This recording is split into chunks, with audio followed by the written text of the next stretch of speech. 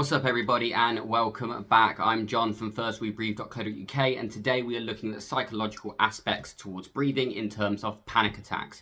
Psychological aspects of breathing are quite often overlooked or underappreciated section of breath coaching or coaching in any way in types of terms of your respiratory system. We mainly look at things like your structurals, your muscle structure, your skeletal structures, how to get better mobility for better breathing, as well as different ways you can manipulate your breathing so that you can up regulate, down regulate, or however you want to perform at your best. But psychologically is another aspect of this, and the reason why this is important is for things like focus, getting in the flow state. This is why psychologically breathing actually has an aspect that most people underappreciate. And today we're going to break down something to do with panic attacks in this study that came out this year in 2023, actually dropped last month in May on Science Daily, and is a very interesting study to have a look at. Whether you have panic attacks or not, it is worth a read. Of course, I will put in the show notes below the link to the study if you want to read it for yourself, but today we're just going to break it down. So the study we're actually looking at today is called Out of the Blue Panic Attacks, Armed Without Warning. The body sends signals for an hour before. And like I said, this came out this month, and it's a very interesting read because obviously when we think of panic attacks, we think of, something that happens at a split hair's notice and we don't have any prior warning of. And you don't even have to particularly have panic disorders to be suffering with panic attacks. Most people at some point in their day-to-day lives throughout the years are going to have some form of panic, some form of heightened stress to where they feel like they can't do normal day-to-day tasks they could normally do. Panic affects everyone. Everyone suffers with anxiety, and this affects people to different degrees. And some people have worse symptoms than others. And this is what this is exploring.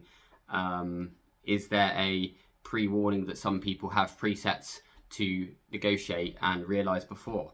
So let's look into the study. So this study, just to read a little bit of the synopsis here, just to give you the brief overview.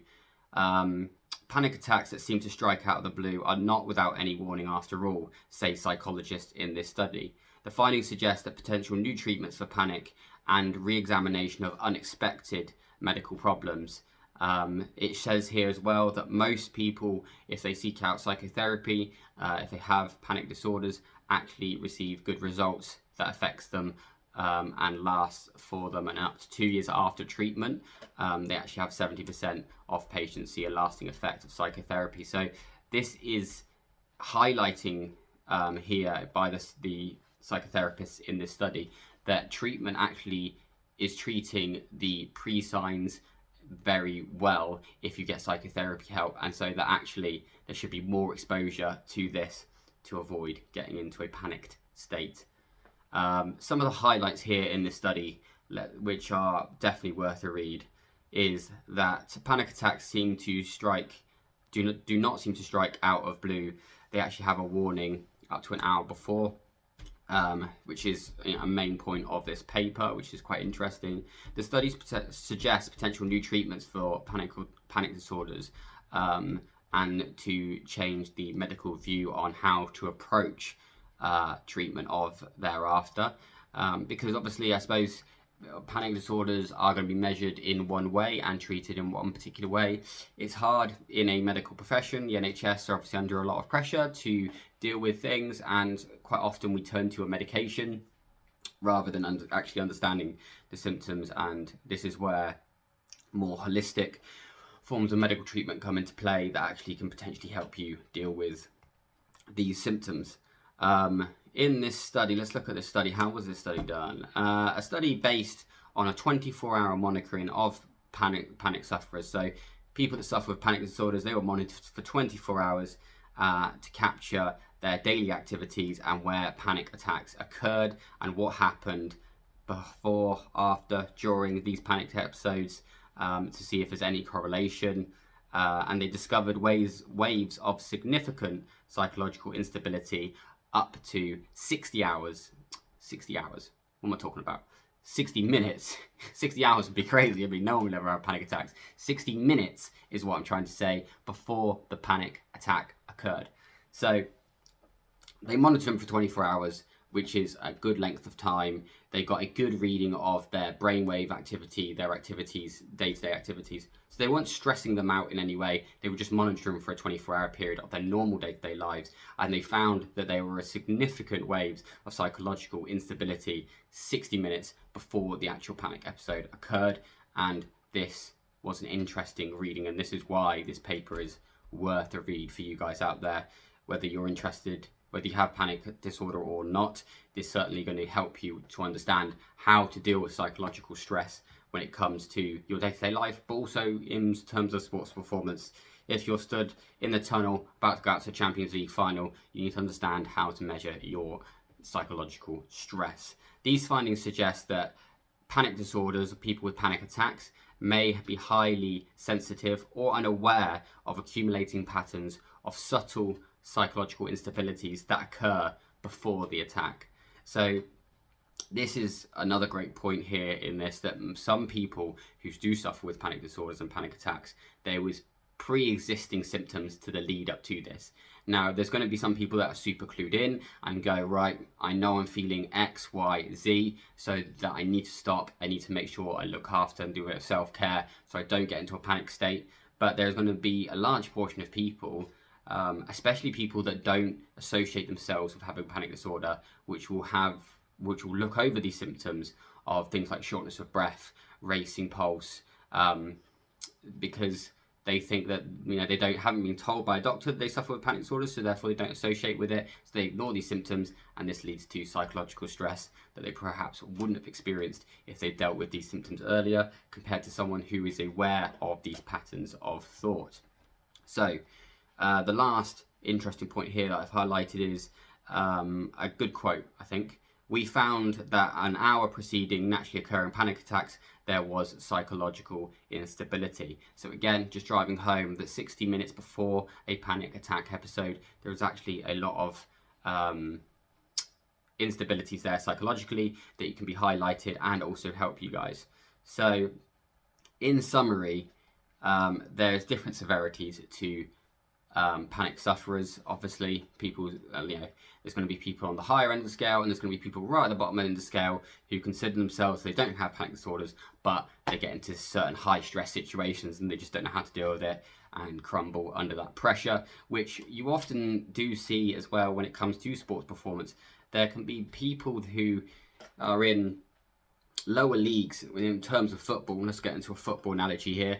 In terms of the lower league, there's people that perform at their best in a lower league, get into a Prem team and fall apart under those big stadium lights. They just don't perform at the best as where they did in lower leagues and championship leagues and stuff like that.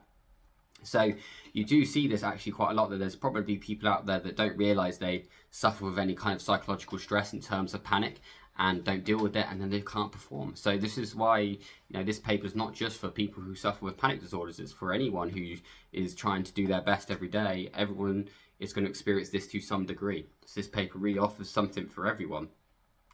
And this is a very interesting point actually right here. The researchers found that patients' carbon dioxide, CO2 levels, were abnormally low, indicating the patients were chronically hyperventilating. This is a huge point to make about CO2 is the driver for breathing, not O2.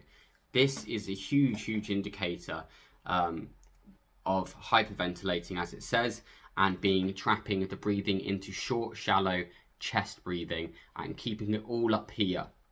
And now you might, when you start to feel stressed, you might feel this tightness and this bringing in, this rounding of the shoulders, this I'm getting nervous before the game. This rounding of shoulders is because you're bringing everything in. You're bringing in all your breath into the top part of your rib cage, the top lobes of your lungs. You're trapping all the air up here, which is creating more of that 150 milliliter dead space of air in the trachea, your mouth, your nose, etc., etc. So this is leading to lowering of CO2, which is changing chemoreceptors and stuff in your brain.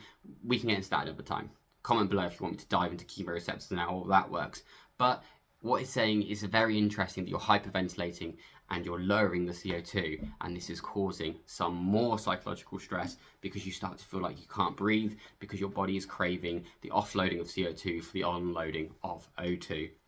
So that's a very interesting point, that these sufferers that have this instability and have these symptoms 60 minutes before also have low CO2. These levels rose shortly after the onset of a panic episode. So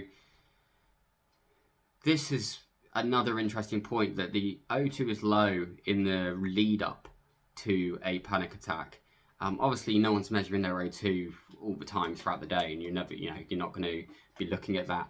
But what's interesting is that it's highlighting the hyperventilating, the shortness of breath in an episode coming up towards you having a panic disorder. So breath, breathing, understanding where your breath's at, bringing your attention to your breath throughout your day, just checking in periodically if you're someone that is going into a high anxiety portion of your day, or you do not realize you do suffer with panic disorders, just checking in with your breath and then doing some breathing exercises if it's not where it should be, can probably help significantly in terms of your day-to-day life.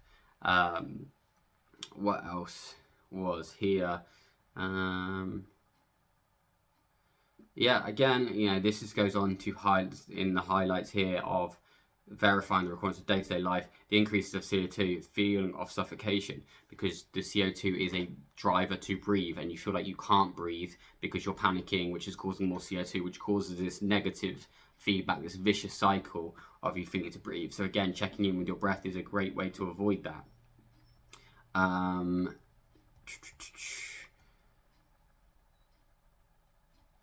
This looking at, so there was different sensors they were using, which were measuring the deepness and the fastness of the regularity of breathing. So it did highlight that most breath was being caught at the upper chest and was quick and shallow, which any good breath coach worth his salt could tell you.